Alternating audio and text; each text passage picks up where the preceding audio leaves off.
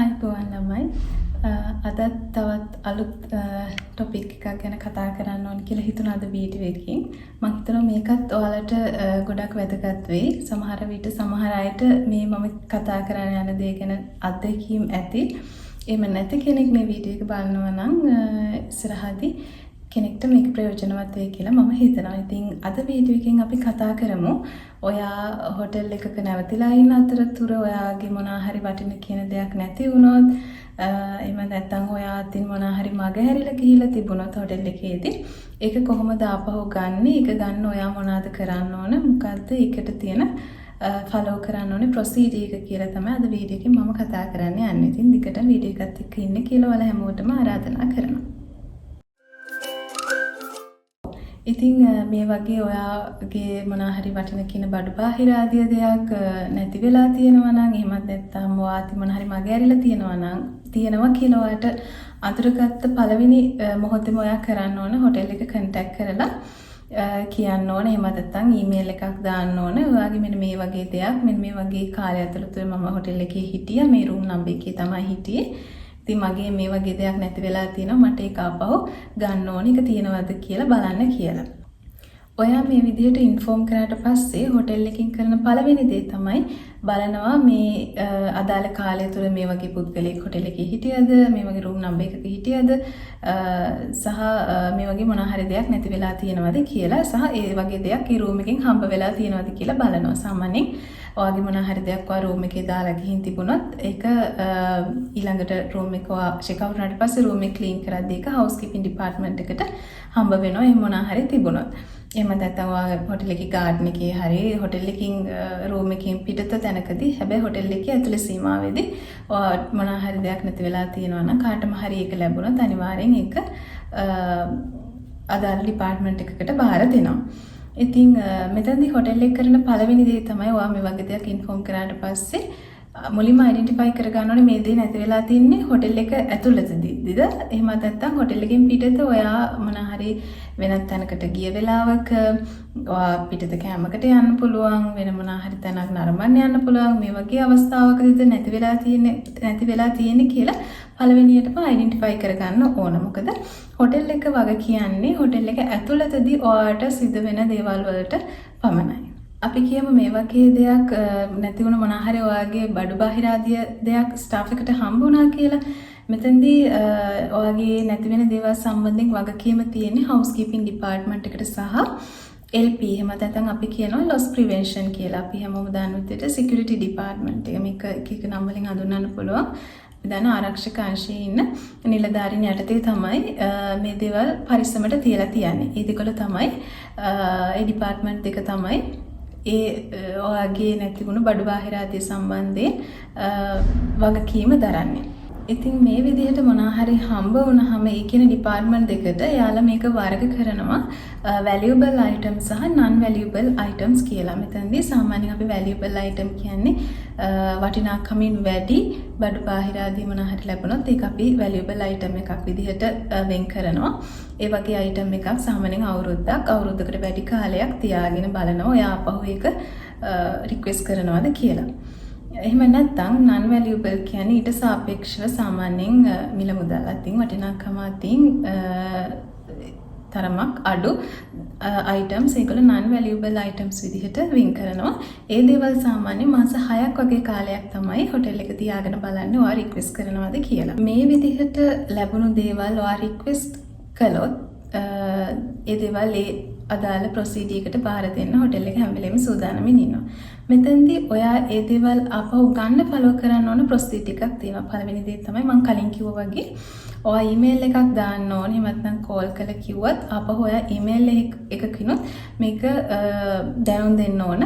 ඒ අදාළ ඔයා හොටෙල් එකේ හිටපු කාලේ චෙක් ඉන් චෙක් අවුට් ඩේට් එක ඊට පස්සේ ඔයා හිටපු රූම් නම්බර් එක ඔයාට මතක නම් ඔයා කොයි වගේ තැනකදී අයිටම් එක අන්තිමට භාවිතා කරේ කොයි වගේ තැනකද ඔයා අන්තිමට එක තිබ්බේ වගේ ඔයාට මොන හරි දෙයක් මතක තියෙනවා නම් ඒ දේවලුත් උදව් වෙනවා මේ ඔයාට නැති වුණා නම් මොන හරි දෙයක් ඒ දේ හොයාගන්න. ඉතින් මේ දේවල් වලට කියන්න පුළුවන්. ඊට පස්සේ අනිවාර්යෙන්ම මේ ඔයාට නැති වුණ අයිටම් එකේ විශේෂ ලක්ෂණ මොනවා හරි තියෙනවා නම් පහසුවෙන් අයිඩෙන්ටිෆයි කරගන්න පුළුවන්.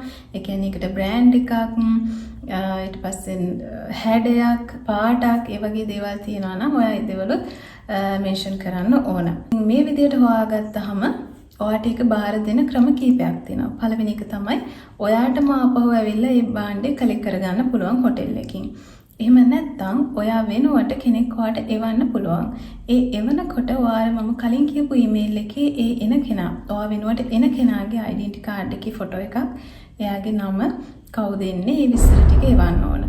ඒ අදාළ පුද්ගලයා හොටෙල් එකට ආවට පස්සේ හොටෙල් එකකින් වෙරිෆයි කරගන්නවා මේ අදාළ පුද්ගලයාමද කියලා. ඊට පස්සේ තමයි අදාළ යාට සයින් කරන්න ඩොකියුමන්ට් එකක් තියෙනවා. ඒක සයින් කරලා අපහු යාට බාර දෙන්නේ. එතනින් පස්සේ හොටෙල් එක ඒ භාණ්ඩය සම්බන්ධයෙන් ඔයාට කිසිම වගකීමක් ගන්නෙ නැහැ. ඒ සම්බන්ධයෙන් වගකීමක් දරන්නේ නැහැ. ඊට පස්සේ එහෙමත් නැත්නම් ඔයා රටින් පිට තියෙන කෙනෙක් නම්, ෆොරෙන කෙනෙක් නම්, නැත්නම් විදේශගත වෙලා ඉන්න කෙනෙක් නම් ඔයාට කුරියර් කරගන්නත් පුළුවන්. මෙතනදී ඔයා කුරියර් charges දරා ගන්න ඕන. හොටෙල් එක කලින් ඔයාගෙන් ඒ charges කලෙක්ට් කරගන්නවා. ඊට පස්සේ තමයි ඔයාට ඒක ලැබෙන්න සලස්වන්නේ. ඉතින් ඔන්න ඔය කියන ක්‍රම තුනටම ඔයාට ආපහු ඒක ලබා ගන්න පුළුවන්. අපි හිතමු මේ විදිහට ඔයා ආපහු එක රික්වෙස්ට් කළා නැහැ කියලා. එතකොට මම අර කලින් කියපු non valuable items මාස 6ක් වගේ කාලයක් තියාගෙන බලලා ඒක හම්බ වුණ පුද්ගලයා ඉන්නවනේ, ස්ටාෆ් එකේ කෙනෙක්ට මේක හම්බ වෙන්නේ. ඒ කෙනාට මේක බාර දෙනවා.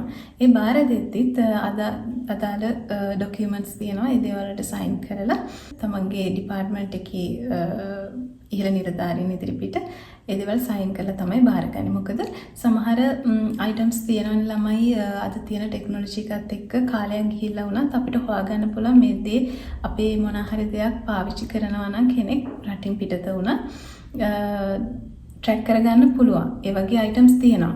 ඉලෙක්ට්‍රිකල් අයිටම්ස්, ඒ වගේ දේවල්. ඉතින් එහෙම දෙයක් ඔයා කාලයක් ගිහිල්ලා ඔයාට මතක් වෙලා ඔයා හොයනකොට ඔයාට මෙහෙම මතක් වෙලා ඔයා ඒ විදිහට ට්‍රැක් කරගෙන ඔයාට පොලිසියට ගිහිල්ලා කියන්න පුළුවන් මෙහෙම මගේ මේ වගේ දෙයක් නැති වුණා මේ කාලෙදී. ඒක මේ වගේ කෙනෙක් දැන්ට පාවිච්චි කරනවා කියලා මට තොරතුරු තියෙනවා කියලා. ඒ වගේ ඔයා කාලයක් ගිහිල්ලා ඒ දේවල් දැනගෙන පොලිසියට වගේ ගියොත් අර ඒ ස්ටාෆ් එකේ එක බාර දුන්න පුද්ගලයාට හානියක් නොවෙන්න තමයි මේ විදිහට අදාළ ඩොකියුමන්ට් වල සයින් කරලා ඒ දේවල් බාර දෙන්නේ. ඒව තමයි සාමාන්‍ය ප්‍රැක්ටිකලි වෙන ප්‍රශ්න. ඉතින් ඔන්න ඔය විදිහට තමයි ඒ දේවල් සිද්ධ වෙන්නේ. මම හිතනවා ඔයාට මේ වගේ අත්දැකීම් තියෙනවා නම් මතක් වෙයි. එහෙම නැත්නම් ඉදිරියේදී ඔයාට මේ වගේ දෙයකට මුහුණ දෙන්න සිද්ධ වුණොත් මේ දේවල් දැනගෙන ඉන්න එක වැදගත් කියලා. මීට අමතරව තව දෙයක් වලට මතක් කරන්න ඕනේ ළමයි. සාමාන්‍යයෙන් හොටෙල් එකකට ගියාම රූම් එකේ තියෙන සේෆ්ටි බොක්ස් එකක්. ඔයාට වෙනම පින් නම්බර් එකක් දාලා ඒක පාවිච්චි කරන්න පුළුවන්. ඉතින් එහෙම පහසුකම් දීලා තියෙන ඔයාගේ මොන හරි වටින කියන දෙයක් තියෙනවා නම් පරිස්සම් කරගන්න. ඉතින් ඒ නිසා මම මතක් කරනවා ඒ දේවල් ඒ තියෙන පහසුකම් උපරිමයෙන් ප්‍රයෝජනෙට ගන්න. ඒ දේවල් පාවිච්චි කරන්න. එතකොට ඔයාට මේ වගේ කරදර වලට මුහුණ දෙන්න සිද්ධ වෙන්නේ නැහැ. කියනවා නොදැනුවත්ව දේවල් වෙන්න පුළුවන්. නමුත් එහෙම නැතුව පුළුවන් තරම් ඒ වගේ දේවල් නොවෙන්න වග බලා ගන්න. ඒක ඔයාටත් පහසුයි. ආපහු නැත්නම් ඔයාට කරදර වෙන්න සිද්ධ වෙනවා ඒ දේවල් ලබා ගන්න. ඉතින් ඒ නිසා ඒ තියෙන පහසුකම් උපරිම පාවිච්චි කරන්න. මේ වගේ දේවල් වෙන්න තියෙන ඉඩකඩ අවම කරගන්න.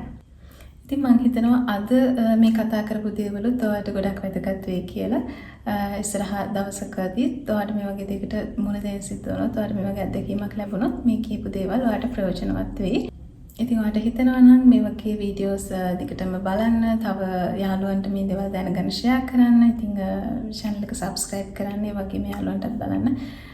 යාළුවෝ අතරත් වීඩියෝ එක ෂෙයා කරන්න කියලා මතක් කරනවා. ඔයාලගේ තව මේ වගේ ඔයාලා ප්‍රැක්ටිකලි මුහුණ දෙන ප්‍රශ්න මොනවා හරි තියෙනවා නම් ඒ දේවල් කමෙන්ට් කරගෙන යන්න. ඉස්සරහ වීඩියෝ වලදී අපි මේ දේවල් ගැන කතා කරමු. ඉතින් ඔයාලගේ අදහසුත් channel එක ගැන අපි කතා බහ කරන දේවල් ගැන ඔයාගේ අදහසුත් අනිවාර්යෙන්ම කමෙන්ට් කරගෙන යන්න. ඒ දේවල් මම බොහොම ආසාවෙන් බලනවා. ඉදිරියේදී කරන වීඩියෝ වලට ඒ අදහසුත් අනිවාර්යෙන්ම වැදගත් වෙනවා. ඉතින් දිගටම channel එකත් එක්ක ඉන්න කියලා ආරාධනා කරනවා හැමෝටම. තවත් මේ වගේ ඔයාලට වැදගත් වෙන මාතෘකාවකින් වීඩියෝ එකක් අරගෙන එනකන් ඔයාලා හැමෝටම සුබ දවසක්.